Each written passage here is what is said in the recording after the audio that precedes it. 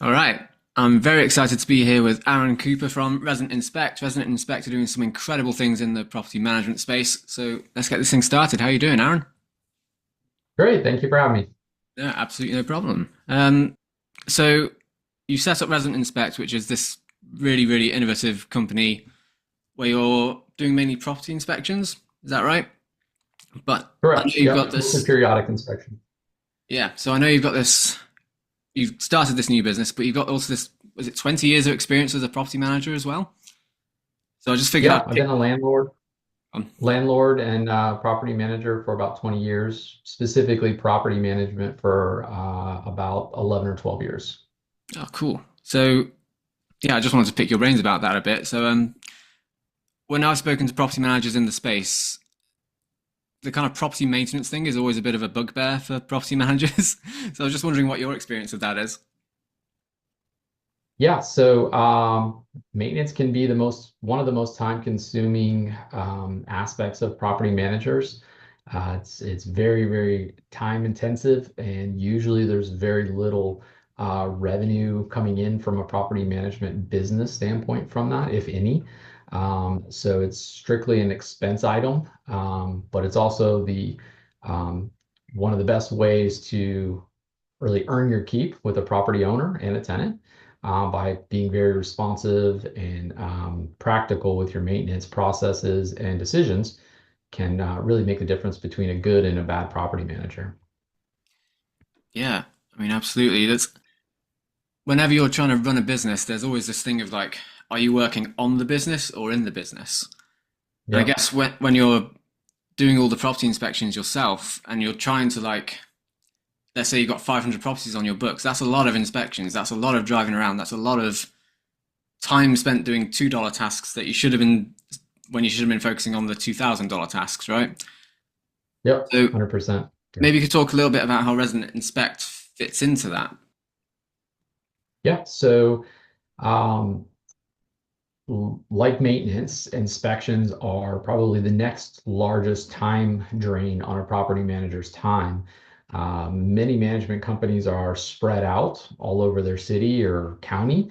Um, and so a responsible property manager is inspecting their properties usually once, twice, even three times a year to make sure that the property is being maintained, that the residents are treating the property properly, and then just overall the condition of the home is being maintained. And so driving out to a property or 500 properties is quite expensive, and Hmm. it's a huge time drain for a property manager to physically do that. And so what we do is creating a virtual way of doing it and remotely and utilizing the resident who lives there as a way of taking us and touring us around the property while we sit at our desk. So it eliminates all the driving time, it eliminates traffic time, and it's actually a lot more convenient for the resident. And we're not sacrificing any quality, we're actually improving a lot of the quality and still capturing all the pictures that we need to show that the condition of the property. Yeah, exactly. Which means you can pick up these maintenance things really quick and easily. In your Correct. experience, what sort of maintenance issues typically crop up? Like, what are the top things that you guys are looking for? Yeah, so generally the overall condition. I mean, of course, we're looking for the big things, scanning the ceilings, looking for potential roof leaks that the tenant hasn't reported before. We're looking for lease concerns or violations, maybe a trampoline in the backyard, a pet that's not supposed to be there, um, things like that. And but we're also looking under the sinks for drips from the sink or the faucets um, making sure that there's no leaks around the toilet, things like that are the big things that we'll typically find. But of course, there's many, many little things that show up as well. Yeah, I mean, and it's those little things that can always add up to a huge cost down the line. I mean, have you got any stories of Yeah, things kind of being missed for so long and then it's cost thousands? sure. I mean, we as a property manager, we often inherit leases, Mm. or which means we take on a new property and maybe the past and property manager didn't inspect the property very much or ever, and maybe Mm. that resident has been there for 3 or 4 or 5 years. They pay their rent, everything is great, what is perceived to be great, but there's often times where we've walked into a home and the resident tells us that they've not had anybody here in 2 or 3 years and they've had work orders for stoves. We found one time kind of a scary situation where we walked in and we're doing an inspection and they told us that the stove hasn't worked in 2 years, and to the property manager at the time never did anything about it. And so they just took matters into their own hand and wheeled in a gas grill and had been using a gas grill inside the house for several years with children in there. And of course, they had to deactivate the carbon monoxide and smoke detectors in the house. And so we have a gas grill in a home and smoke detectors that have been deactivated to protect the residents. So it's a real huge liability issue for the property managers Yeah. as well, but mostly the landlord. And it's really just dangerous for the residents. So, that's kind of an extreme case, but that kind of stuff does happen. Yeah. And that just kind of underscores the importance of regular inspections to avoid Yeah. that sort of thing from the safety of everyone. I mean, that's crazy. Yeah. And there's little things too that we catch, just a drip under the sink from maybe a shut-off valve or angle valve not uh, just getting corroded and not turning off all the way, or just the seal is broken a little bit and we just get a steady drip.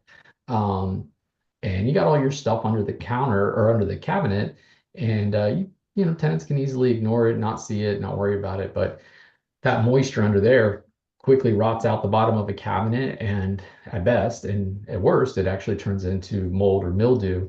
And by the time that it gets found or a tenant has moved out and you're doing a move out inspection and never have checked it thoroughly, now you have a big mold mitigation situation, which is extremely expensive.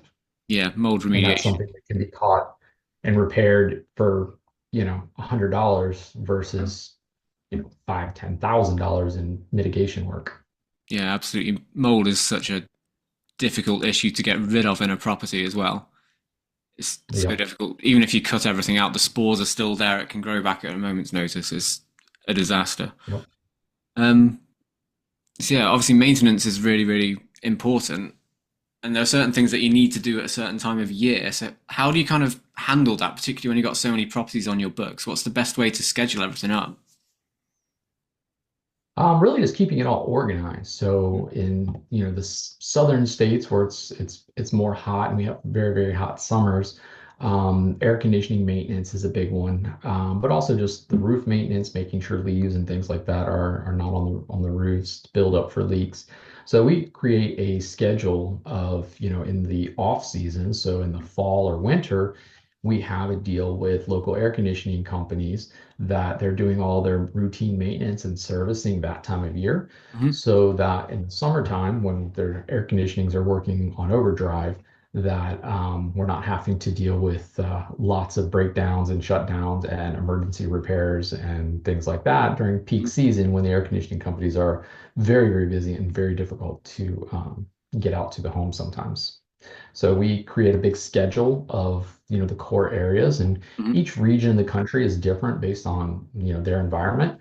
Um, but we kind of make it into quadrants and quarters. And so each quarter we have a different maintenance item that we're really focusing on, like air conditionings, Mhm. in the winter time. We don't have to worry about snow in the south, but we do build up leaves and pine needles and just debris on the roofs and gutters. And so we want to get all of that off before the springtime rain comes.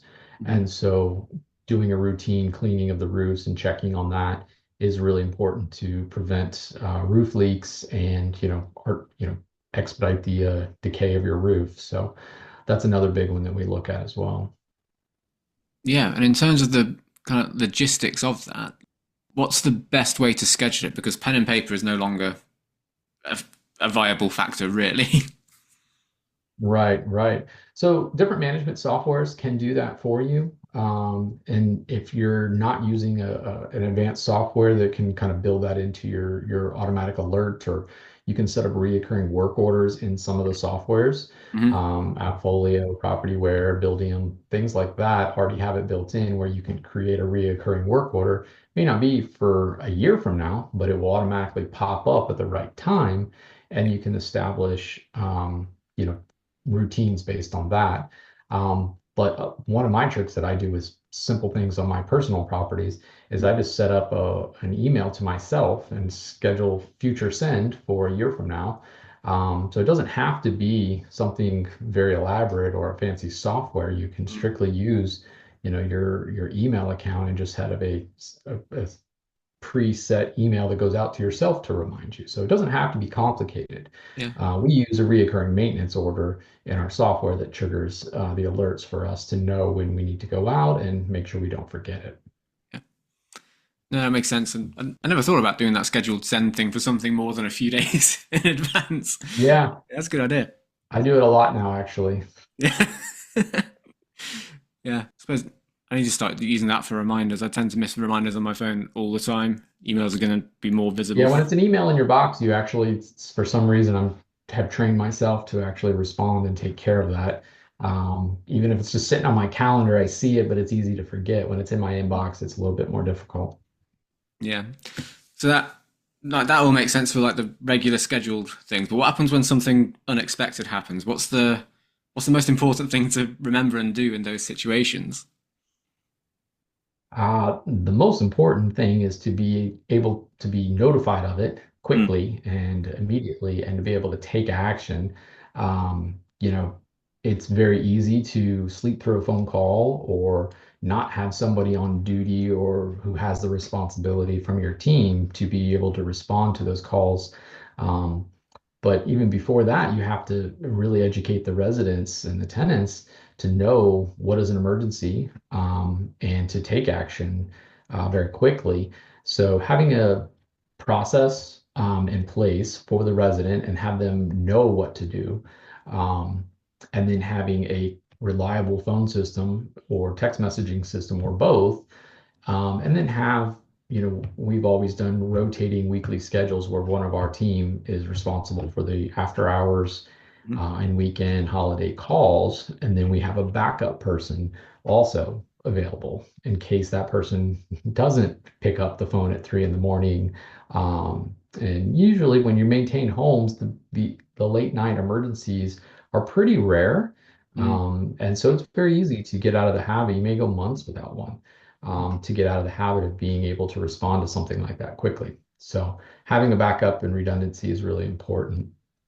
But then the follow-up, of course, being able to get out to the property and having a plan. The common issue is a water leak, pipe breaks, yeah. slab leaks, things like that. And so having a pre-established relationship with a plumber that can go out in the middle of the night. Not all of them do. Most of them don't actually. So we use a lot of local small companies for our plumbing work. Hmm. Those guys are not as usually as reliable as some of the big companies that guarantee after hour work. Mm, And so we do have relationships with some of the larger plumbing companies in town to make sure that they can cover our ER calls and emergency. And then, of course, the mitigation part of it, the dry out part. Plumbers aren't cleaning up the floors, so you do have to have a setup relationship with somebody or two that will come out in the middle of the night and start the dry out process for yeah. flood example. There's situations where fires break out too. Those are the horror story ones. We've dealt with those before as well, the middle of the night fires. Knowing that the Red Cross will help put the tenant up in a hotel for the night. So you don't or your landlord doesn't. And just having those kinds of resources, the knowledge of those kinds of resources that are out there is very helpful. And having your team know that those resources are there so that they have a protocol that they can actually execute, without having to wake you up and wake the owner up and take care of things that can already be taken care of. There's not a whole lot you can really do in the middle of the night except for stop the bleeding and take care of the resident. Yeah. And then the repair starts. The fun part starts is fixing it and cleaning it up. Yeah. So I mean, the really key things I've I pulled out there, where you need that kind of network of reliable contractors, or just the knowing what services are out there that you can call on at a moment's notice, and then also making sure that Yeah. you or someone on your team is available, because when the phone rings at 3 a.m., it's never a good phone call. Um, No, so yeah, never is. it's an emergency that you just We need. all dread all Yeah, all property managers dread that phone ringing in the middle of the night. They know what that means. Yeah, yeah. Exactly. Okay, well, just the last thing that I kind of wanted to touch on very briefly. You mentioned this a little bit earlier about things that can help with the scheduling, but is there anything in terms of like tools or technology that might make the maintenance aspects of property management a little bit easier, a little bit more effective? Yeah, there's a lot of technology coming out in maintenance. A lot of it stems around the AI technologies that's Mm, coming out, as well as the inspection software and technologies that are now available. mm, But AI is becoming a big, big factor in what property managers can and will in the future have more and more access to. But we're seeing it so that a tenant or resident can put in a work order in your website or your software, and AI can be built in to troubleshoot with the resident specifically. So can go through all of the potential problems mm. and easy fixes to actually eliminate the need for a work order. Many of these things can be resolved before without the need to bring in a professional person to come out and fix something. Yeah, Resetting a breaker is pretty easy to do if you know to do it and can walk somebody through it. So AI has been a big role, and it's not used all that much yet, but it's just starting to become available to property management. So in the next few years, it will be probably a staple in all management mm, softwares. So that's probably the biggest. And then we're also seeing huge success with the automating the inspection process mm, and creating remote inspections to be able to check on maintenance and work orders. So part of the work orders, like a flood example, is the follow-up. You can't just turn the vendors loose and let them fix it and guarantee that they're doing it. So it's nice to be able to have instantly get a inspection done with the resident. We don't have to inspect the whole house. We can actually just inspect the specific issue. So we can get it's nice for vendors to send pictures, but contractors are not well known for doing that or mm. giving you the information or pictures you actually want. So we'll often just do a quick 5-minute inspection with a resident on a specific issue or maintenance situation to either just update what's going on and get some of the pictures that we want, or to really see what else is needed or what other problems have come up, but actually getting eyes on it without having to actually drive to the property to check on this work order or this maintenance item. Yeah, awesome. Are there any kind of specific tools you would recommend at this point, or is it still too early in terms of this whole AI implementation? Yeah, there's not yet. Like I've played with several. We haven't implemented AI into our softwares yet. Yeah. We definitely plan on in the very near future. We're kind of letting a few different companies that are just launching it right now and just trialing it, kind of see how it plays out a little bit. Um, because it can cause a lot of frustration and problems with residents as well if it's not implemented properly and Yeah. communicated out properly. Mm. And so it can create more work than just handling it in certain situations. So we're just kind of waiting to see what's as it kind of matures here a little bit this next year. But by the end of the 2025, I expect that we will have implemented some different softwares. Which one, I don't know yet. Yeah. No, makes sense. Well, thanks so much for your time, and I'm sure we'll speak to you again soon. Appreciate it.